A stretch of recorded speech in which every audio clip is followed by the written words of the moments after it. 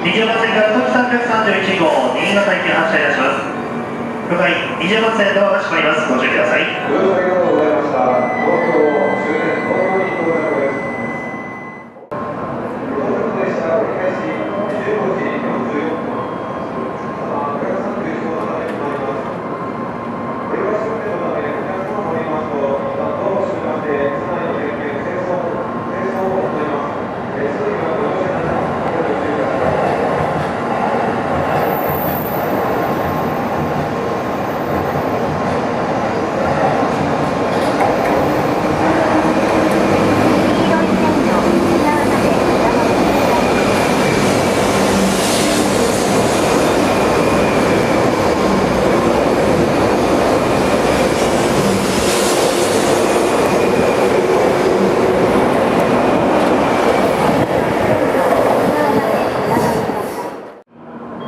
21番線の電車は15時40分発やまびこ67号盛岡行きです。グリーン車は9